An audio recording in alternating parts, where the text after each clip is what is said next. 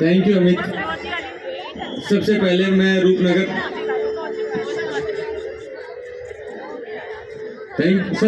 मैं Rupnagar public school के administration का दीपशिखा अग्रवाल मैम, पुष्पेंद्र अग्रवाल सर, आपका बहुत बहुत धन्यवाद मैम, बहुत बहुत धन्यवाद सर। जब मैं पहली बार विजिट किया मैंने हमारे कांस्टेबल एग्ज़ाम भर्ती के दौरान, तो मैं पूरे मन से पूरी ईमानदारी से कहना चाहूँगा कि आपके स्कूल का जो एनवायरनमेंट है वो बहुत बड़ा पवित्र है।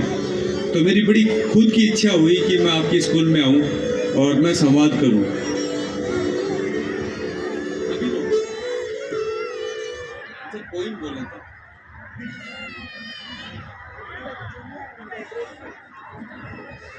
तो सबसे पहले तो इस चीज़ का धन्यवाद कि ये बाल मेला मंथन में आप लोगों ने मुझे इनवाइट दिया, मुझे मंच दिया कि मैं आपके बच्चों से, पेरेंट्स से रूबरू हो पाऊँ। इसके लिए आपका बहुत बहुत धन्यवाद। ये पहला अवसर है किसी स्कूल में कि मैं अपनी मम्मी के साथ आया हूँ। मेरे लिए बड़ा स्पेशल दिन है ये। जब हम बचपन की बात करते हैं और हम जब बच्चों के उस बचपने की बात करते हैं जहाँ हम स्कूल के दिनों को याद करते हैं, और जब हम अपने जीवन के नैसर्गिक विकास में माँ के योगदान की बात करते हैं और बच्चे की अपने माँ से संवाद की बात करते हैं, तो मैंने बहुत छोटा था मैं तब 5वीं क्लास में मुझे एक हॉस्टल में एडमिशन दिलाया गया। उस वक्त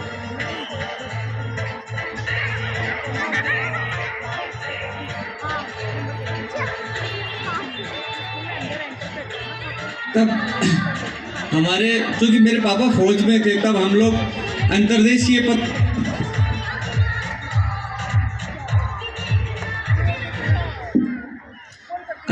पत्र लिखा करते थे पापा। तो पत्र लिखने की जो परंपरा है वो हमारे घर में हमेशा से थी। तो जब मैं हॉस्टल में था, तो जो संवाद एक बच्चा अपनी माँ से करना चाहता है और माँ में वो किस रूप को देखना चाहता है, हम कई बार हमें लगता है कि माँ का जो भाव बच्चे के प्रति होता है, क्या बच्चे के भीतर भी वही भाव पनपता है? क्या बच्चा भी भीतर से वही फील कर रहा होता है क्या जो उसकी माँ फील करती होती है? तब एक बार मुझे कोई समस्या हुई और मैंने मेरी माँ को पत्र लिखा, तो मेरी पुलिसिंग भी बड़ी प्रभावित है उस चीज़ से। तो मेरी माँ को मैंने पत्र लिखा, वो पत्र 1 महीने तक मेरी माँ के पास नहीं पहुंचा, और मैं हर दिन इंतज़ार करता था कि शायद वो पत्र पहुंचेगा, शायद वो ये पत्र पढ़ने के बाद मेरे से मिलने आएंगी। लेकिन 1 महीने के इंतज़ार के बाद वो पत्र मेरी माँ तक पहुंचा।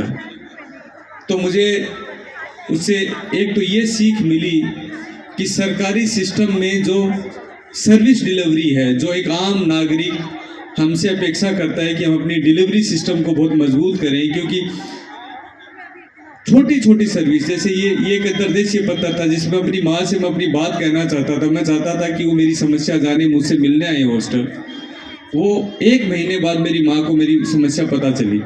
तो कितना बड़े बड़े डिसीजंस में तो पता नहीं कितनी देरी होने के बाद में कितना जनता को फर्क पड़ता होगा।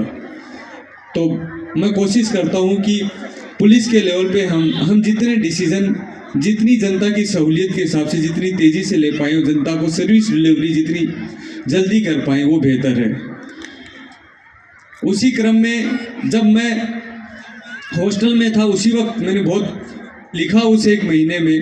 जब फिर बड़ा हुआ तो उनको कविता के रूप में ढाला।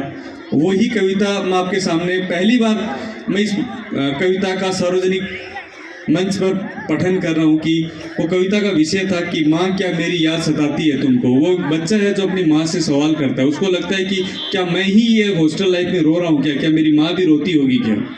तो वो पूछता है कि माँ क्या मेरी याद सताती है तुमको। होता क्या है कि वो बच्चा सोचता है कि माँ जब मेरे घर के पड़ोस में किसी बच्चे को देखती होगी तो क्या वो उस बच्चे में मुझे फील करती है क्या?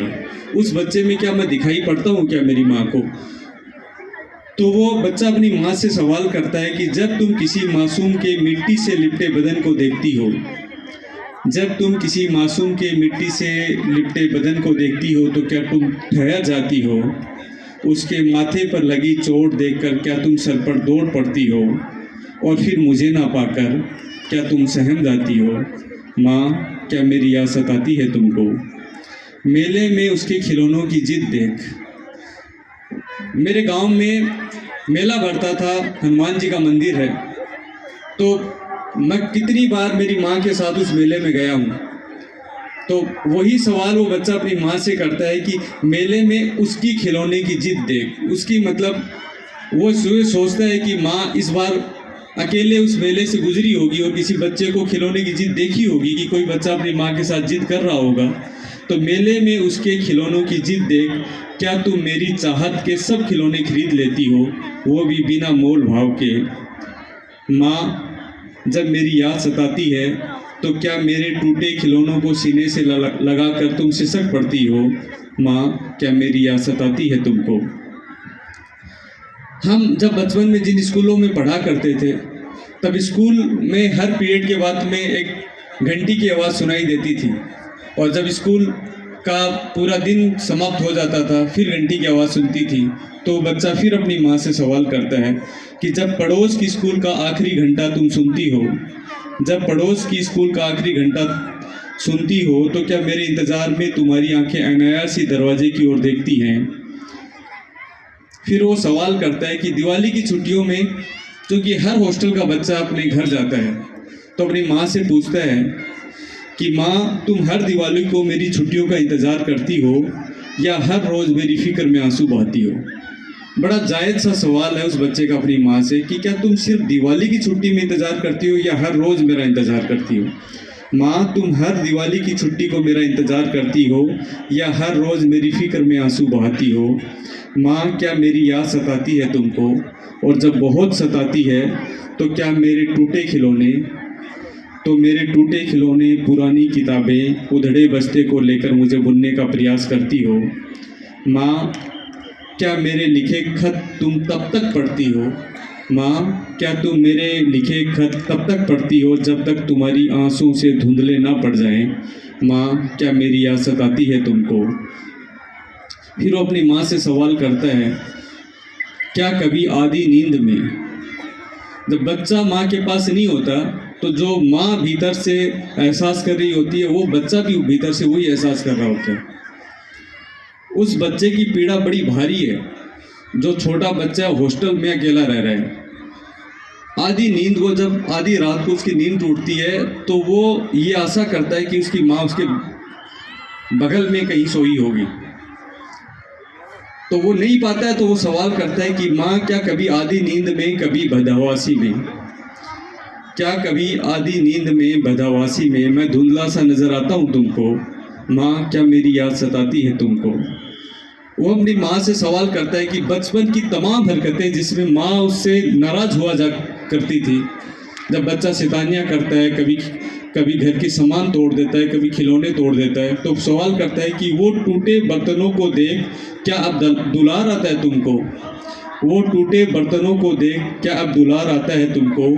वो दीवारों की लकीरें, जब छोटा बच्चा होता है दीवारों पे लकीरें बनाता है, तो वो दीवारों की लकीरें, टूटे सरकंडे, अब सब अजीज है तुमको? वो दीवारों की लकीरें, टूटे सरकंडे, क्या अब सब अजीज है तुमको? क्या इस दिवाली की पुताई में, वो बच्चा सोच रहा होता है कि अब शायद दिवाली आने वाली है, मेरे घर की पुताई चल रही है, तो वो पूछता है अपनी माँ से, क्या इस दिवाली की पुताई में सब लकीरें दीवारों पर पुतने से छुड़वा दी तुमने? वो आशा करता है अपनी माँ से कि उसने जो दीवारों पर लकीरें खिंचवाई थी, शायद उसकी माँ ने पुताई करते वक्त उसके हिस्से की लकीरें छुड़वा दी। तो पूछता है कि क्या इस दिवाली की पुताई में सब लकीरें दीवारों पर पुतने से छुड़वा दी तुमने? माँ, क्या मेरी याद सताती है तुमको? उसका आखिरी पैरा इस कविता का है। वो फिर चिंता करता है, कई बार वो सोचता है कि किसी बच्चे को परेशानी में देख, क्या उस बच्चे की परेशानी में उसे अपना बच्चा भीतर नजर आता है क्या? क्या उसको बारिश में भीगता देख, मेरे बीमार होने का डर सताता है तुमको?